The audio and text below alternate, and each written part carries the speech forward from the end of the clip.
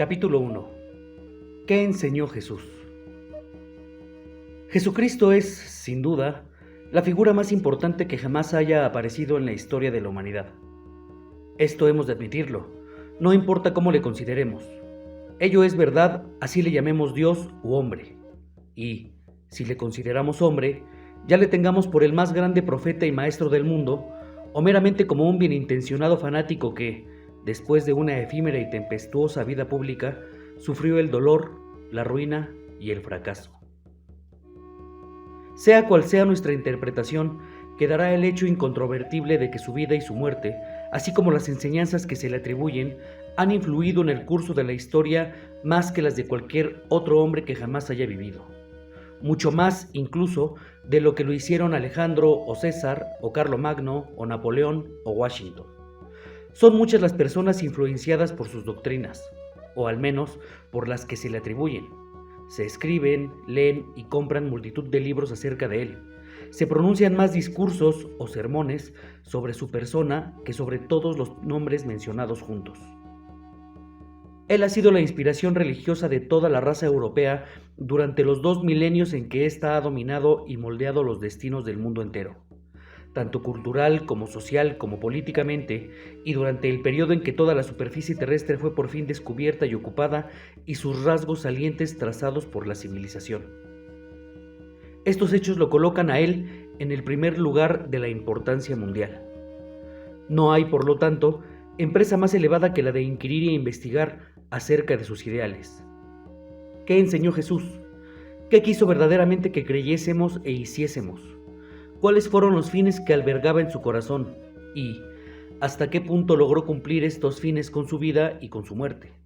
¿Hasta qué punto ha expresado o representado sus ideas el movimiento llamado cristianismo, tal como ha existido durante los últimos 19 siglos? ¿Qué alcance tiene el mensaje que el cristianismo de hoy presenta al mundo? Si él volviese ahora, ¿qué diría en general de las naciones que se llaman cristianas, y en particular de las iglesias cristianas, de los adventistas del séptimo día, de los anglicanos, los bautistas, los católicos, los cuáqueros, los griegos ortodoxos, los metodistas, los presbiterianos, los salvacionistas o unitarios? ¿Qué fue lo que enseñó Jesús? Estas son las preguntas que tengo intención de responder en este libro. Me propongo demostrar que el mensaje que nos trajo Jesús tiene un valor único porque es la verdad, la única explicación perfecta de la naturaleza de Dios y del hombre, de la vida y del mundo, así como de la interdependencia que existe entre ellos. Y lo que es más, encontraremos que su enseñanza no es una mera apreciación abstracta del universo, lo cual tendría un interés académico, sino que constituye un método práctico para el desarrollo del alma, un método que nos sirve para reformar nuestra vida y nuestro destino, de manera que podamos hacer de ellos lo que queramos. Jesús nos explica lo que es la naturaleza de Dios y lo que es nuestra propia naturaleza. Nos habla del significado de la vida y de la muerte. Nos enseña por qué cometemos errores, por qué caemos en la tentación, por qué enfermamos y nos empobrecemos, por qué nos hacemos viejos, y lo que es más importante, nos dice cómo pueden ser vencidos todos estos males y cómo podemos traer salud, felicidad y prosperidad verdadera a nuestras vidas y a la vida de los que nos rodean si ellos lo desean realmente. Lo primero que tenemos que comprender es un hecho de importancia fundamental, porque significa romper con los puntos de vista ordinarios de la ortodoxia. La verdad es que Jesús no enseñó teología alguna. Su enseñanza es enteramente espiritual o metafísica. El cristianismo histórico, desafortunadamente, ha puesto su mayor atención en las cuestiones teológicas y doctrinales, las que, por extraño que parezca, no tienen nada que ver con la enseñanza evangélica en sí. Mucha gente sencilla se sorprenderá al comprobar que todas las doctrinas y teologías de las iglesias son invenciones humanas, nacidas en la mente de sus autores e impuestas a la Biblia desde fuera. Pero es así. No hay absolutamente ningún sistema teológico o doctrinal que pueda ser hallado en la Biblia, sencillamente ninguno. Personas honradas que sintieron la necesidad de obtener cierta explicación intelectual de la vida, creyendo también que la Biblia era una revelación de Dios al hombre, llegaron a la conclusión de que una debía encontrarse dentro de la otra. Y luego, más o menos inconscientemente, se pusieron a crear aquello que querían encontrar. pero les faltaba la llave espiritual y metafísica. No estaban afirmados sobre lo que podemos llamar base espiritual, y en consecuencia buscaron una explicación de la vida puramente intelectual o tridimensional, y es imposible explicar la existencia con semejante criterio.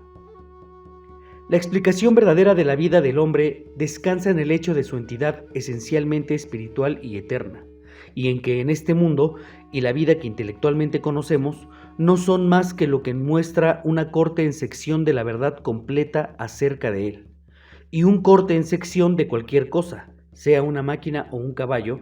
No podemos darnos ni tan siquiera una explicación parcial de lo que es el todo. Mirando a un rinconcito del universo, y eso con ojos entreabiertos, y colocándose en un plano exclusivamente antropocéntrico y geocéntrico, los hombres han creado absurdas y horribles fábulas acerca de un Dios limitado y semejante al hombre, que rige su universo tal como un reyezuelo oriental más bien ignorante y bárbaro que manejara los asuntos de su pequeño reino. A este ser así creado se le atribuyen toda suerte de flaquezas humanas, tales como la vanidad, la inconstancia y el rencor.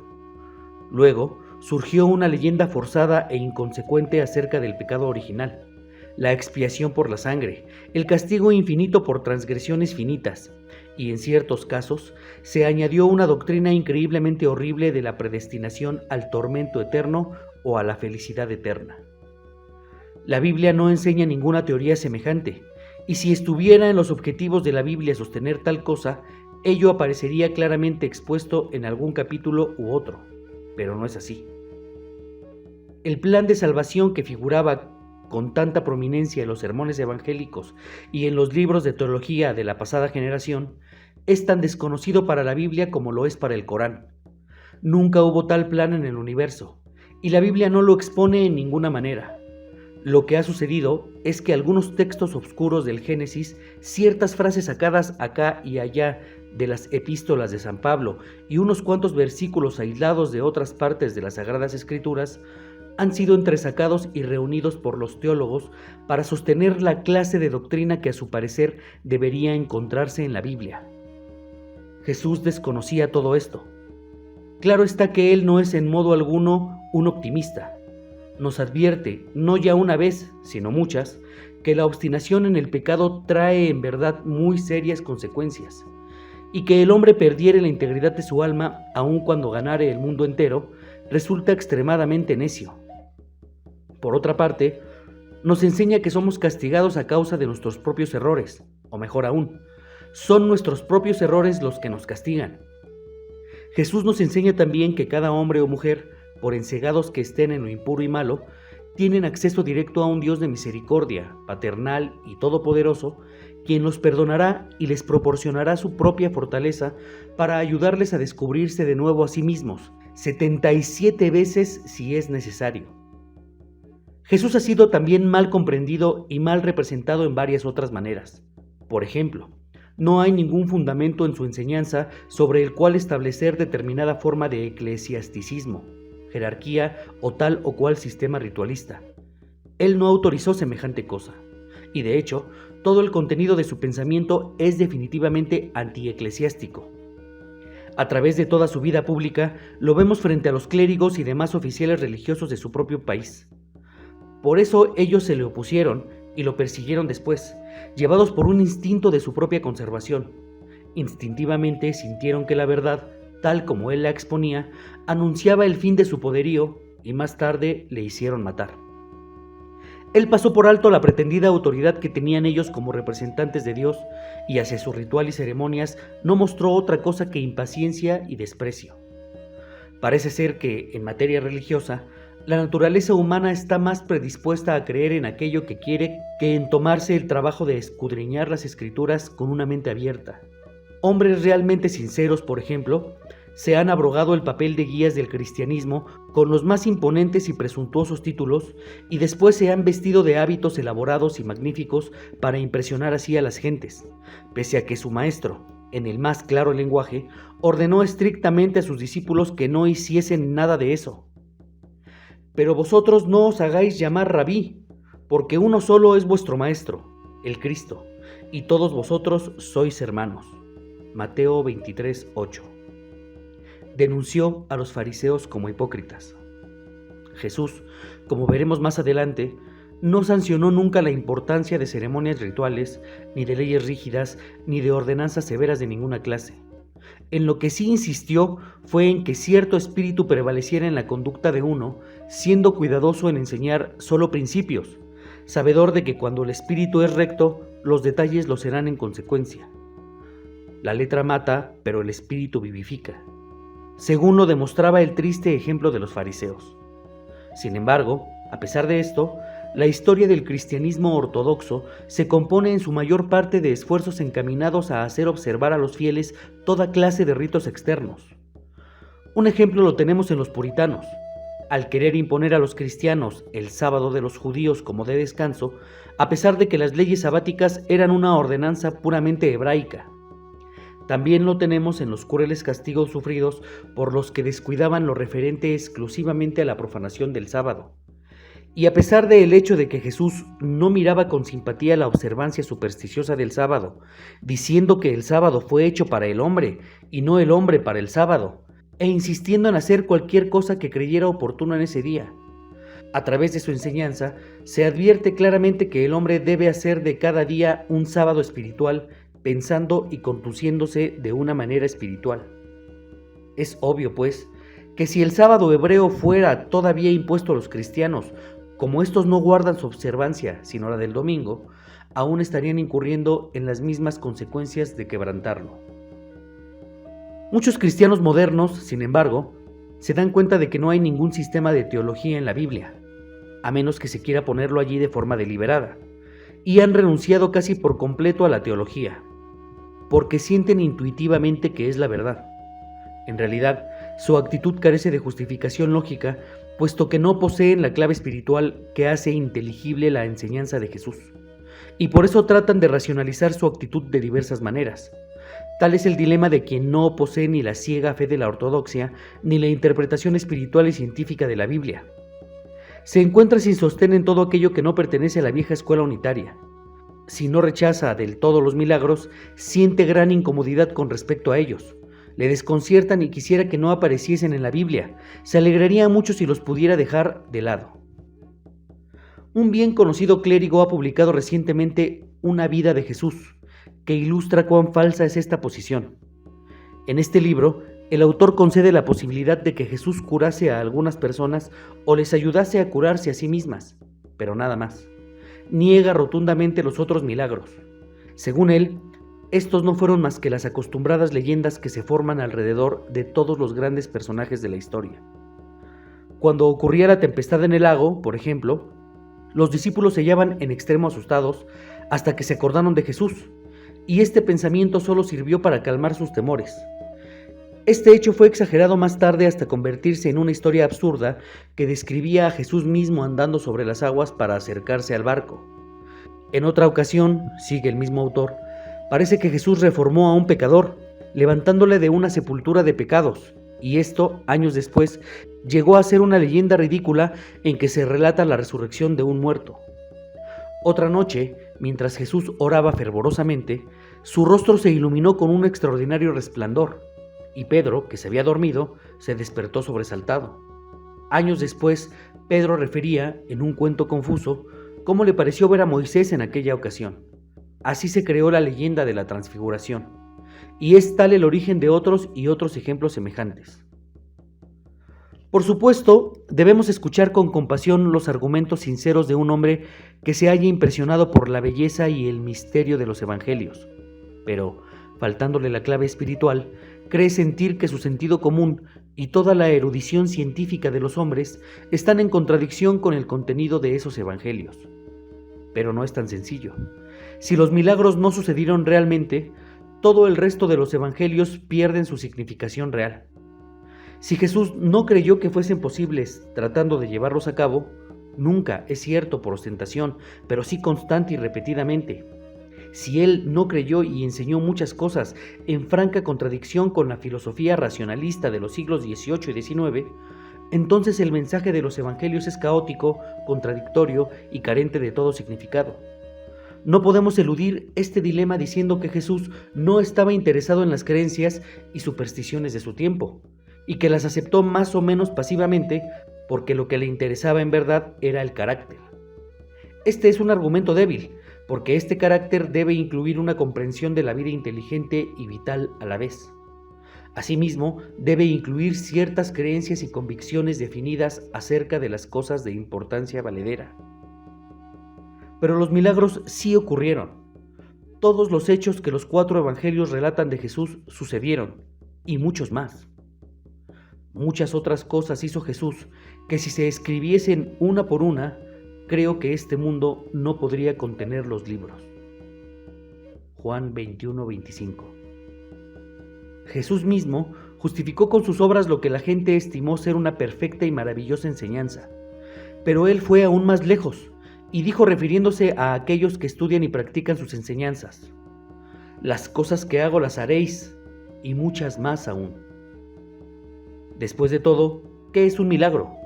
Los que niegan la posibilidad de los milagros apoyándose en el argumento de que el universo es un sistema de leyes que funcionan perfectamente sin que quepa el más mínimo fallo, están en lo cierto. Pero olvidan que el mundo que conocemos a través de los 5 sentidos y cuyas leyes son las únicas conocidas por la mayoría de los hombres, no es más que un pequeñísimo fragmento de todo el universo existente en la realidad, y que cada ley está subordinada a otra superior en un sentido de menor a mayor. Ahora bien, el recurrir de una ley inferior a otra superior no es realmente quebrantar la ley, porque la posibilidad de tal cosa cabe dentro de la Constitución Suprema del Universo.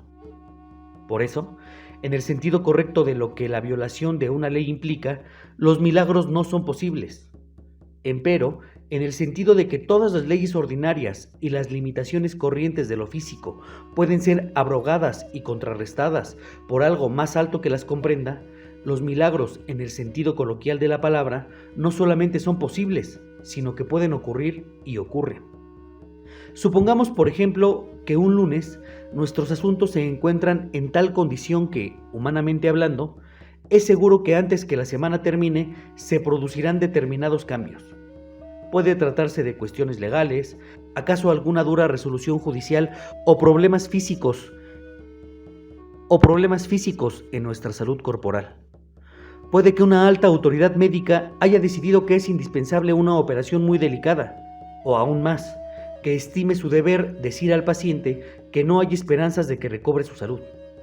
Ahora bien, si en presencia de tales condiciones el sujeto en cuestión puede elevar su conciencia por encima de las limitaciones del plano físico, lo cual no es más que una enunciación científica de lo que hacemos cuando oramos, las condiciones de ese plano serán cambiadas y de un modo del todo imprevisto e imposible normalmente. Las trágicas consecuencias esperadas se desvanecerán. La sentencia legal no se pronunciará. El paciente se recuperará en lugar de tener que sufrir la operación o de morir. Y las cosas se arreglarán para el provecho de todos.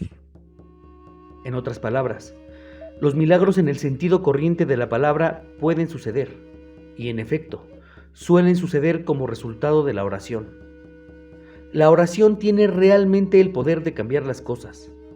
Sí, gracias a la oración, las cosas pueden venir en forma muy diferente a como hubieran venido de no haberse orado.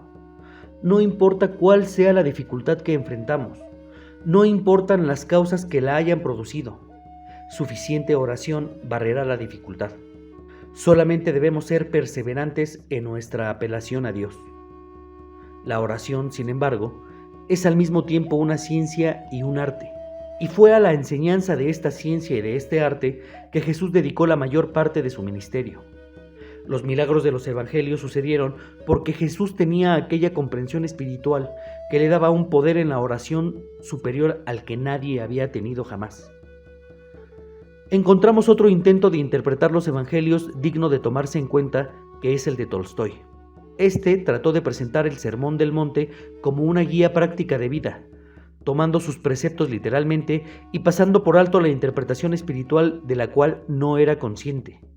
Asimismo, hizo exclusión del plano espiritual en el cual no creía, aceptando de la Biblia solo los 4 evangelios y suprimiendo de ellos los milagros.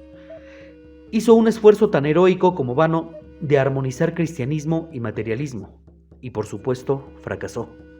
Su verdadero lugar en la historia resulta así no el del fundador de un nuevo movimiento religioso, sino el del genio cuyo anarquismo práctico abrió el camino a la revolución bolchevique, tal como Rousseau preparó el advenimiento de la Revolución Francesa.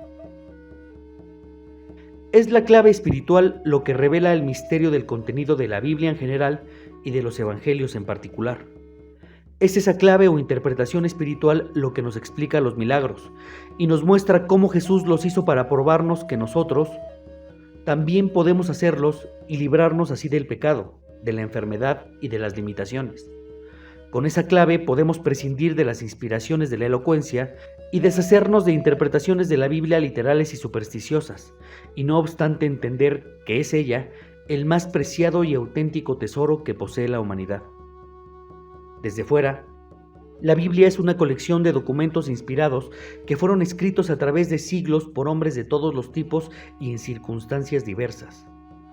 Muy contados de estos documentos que han llegado a nosotros son originales. En su mayoría se trata de redacciones y compilaciones de fragmentos más antiguos, y el nombre de los autores rara vez se sabe con seguridad. Esto, no obstante, no afecta en lo más mínimo al propósito espiritual de la Biblia, sino que en realidad carece de importancia. El libro, tal como lo tenemos, es una fuente inagotable de la verdad espiritual. No importan los caminos por los que ha llegado su forma presente. El nombre del autor de un capítulo cualquiera no tiene más interés que el de su amanuense, a quien tal vez se le hubiera dictado. La sabiduría divina es el autor, y eso es todo lo que nos importa. La exégesis o alta crítica se ocupa exclusivamente del aspecto externo, de la letra de las escrituras, pasando por alto su contenido profundo, y tal crítica carece de valor desde el punto de vista espiritual.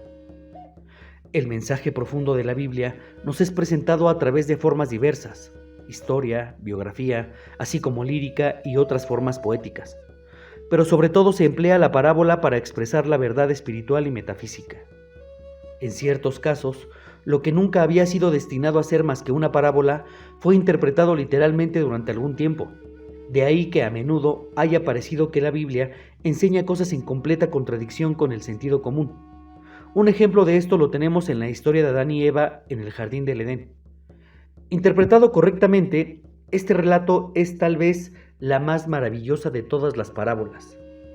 No fue el objeto del autor presentar esta historia como verídica, pero muchos la han tomado así, dando origen a toda una serie de absurdas consecuencias. La clave o interpretación espiritual de la Biblia nos libera de todas estas dificultades, dilemas y aparentes inconsecuencias. Al mismo tiempo, nos evita caer en las falsas posiciones del ritualismo, del evangelismo y también del llamado liberalismo, porque nos da la verdad.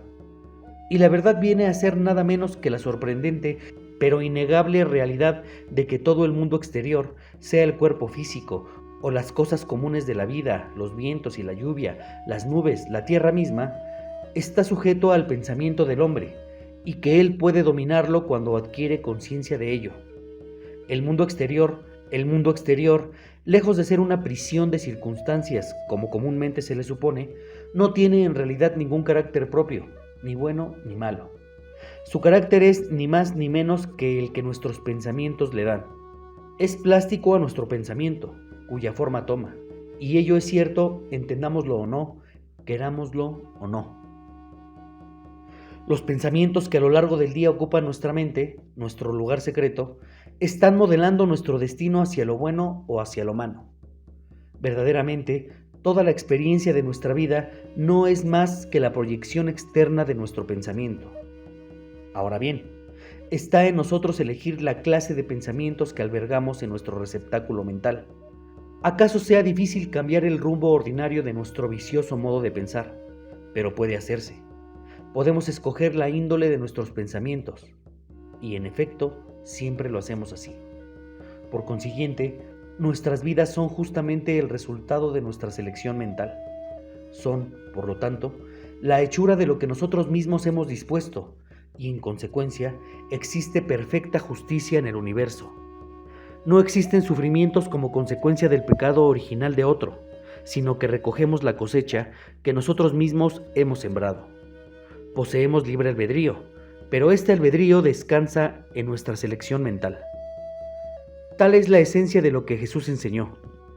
Ello es, como veremos, el mensaje fundamental de toda la Biblia, pero no está expresado con igual claridad a través de toda ella. En los primeros fragmentos del libro brilla tenuamente como la luz de una lámpara envuelta en velos, pero a medida que pasa el tiempo, los velos van desapareciendo sucesivamente y la claridad de la luz va haciéndose más fuerte hasta llegar a los pasajes de Jesucristo, en que la luz alcanza su máxima pureza y resplandor. La verdad nunca cambia. Lo que cambia es la comprensión que de ella tienen los hombres. A través de los siglos, esta comprensión ha ido mejorando. En verdad, lo que llamamos progreso no es más que la expresión exterior correspondiente a la idea cada vez más adecuada y amplia que se van formando los hombres de Dios. Jesucristo recapituló esta verdad, la enseñó cabalmente y a fondo, y sobre todo la encarnó, es decir, la demostró en su propia persona. Ahora muchos de nosotros podemos comprender intelectualmente lo que debe significar la plenitud de este mensaje, de lo que sucedería si se llegara a alcanzar una comprensión completa del mismo. Pero lo que podemos demostrar es algo muy diferente. Aceptar la verdad es el primer paso, pero poco hemos adelantado hasta que no la probemos en nuestras acciones cotidianas. Jesús demostró todo lo que enseñó, hasta la victoria sobre la muerte en lo que llamamos la resurrección. Por razones que no viene al caso explicar aquí, sucede que cada vez que superamos una dificultad por medio de la oración, prestamos una ayuda a toda la raza humana en general, presente, pasada y futura, y la ayudamos a vencer esa misma clase de dificultad en particular. Jesús, al vencer toda suerte de limitaciones a que la humanidad vive sujeta, y en particular venciendo a la muerte, llevó a cabo una obra de un valor único e incalculable, y por eso es lícito llamarle Salvador del mundo. En una ocasión de su ministerio que estimó conveniente, Jesús quiso reunir y expresar toda su enseñanza en una serie de discursos, que probablemente llevaron varios días, hablando quizá 2 o 3 veces al día. Este ordenamiento ha sido comparado en ocasiones y con bastante exactitud a cierto sistema de escuelas de verano que tenemos hoy en día. Jesús aprovecha aquella oportunidad para hacer un resumen de su mensaje, o lo que es lo mismo, para poner los puntos sobre las íes, como se dice vulgarmente. Es natural que muchos de los presentes tomaran apuntes, los cuales fueron más tarde debidamente reunidos y ordenados como el Sermón del Monte. Cada uno de los 4 evangelistas recogió material de aquel sermón de acuerdo con sus puntos de vista particulares. Y es Mateo quien nos da la versión más completa y coherente. La presentación que él nos ofrece es una codificación casi perfecta de la religión de Jesucristo, y es por esa razón que se ha escogido la versión de Mateo como texto fundamental para este libro. Mateo contiene lo esencial, es personal y práctico, es conciso y específico, y no obstante su enseñanza es pictórica de luz. Una vez que el sentido de sus conceptos ha sido debidamente comprendido, no falta sino ponerlos fielmente en práctica para obtener enseguida los resultados. La importancia y el alcance de tales resultados estarán en relación directa a la sinceridad y constancia con que sus instrucciones sean aplicadas. Esta es una cuestión individual que cada uno tiene que responderse a sí mismo. Nadie puede salvar el alma de su hermano o pagar la deuda de su hermano. Podemos y debemos ayudarnos unos a otros en determinadas ocasiones, pero es menester que cada uno de nosotros aprenda a hacer su propio trabajo y a dejar de pecar antes que pueda sucederle una cosa peor. Si lo que deseamos realmente es cambiar nuestras condiciones de vida, si realmente queremos transformarnos, si de verdad anhelamos la salud, la serenidad y el cultivo espiritual, debemos poner nuestra mira en el Sermón del Monte, porque allí Jesús nos dice lo que tenemos que hacer. La tarea no es fácil, pero estamos seguros de que puede realizarse porque otros lo han hecho.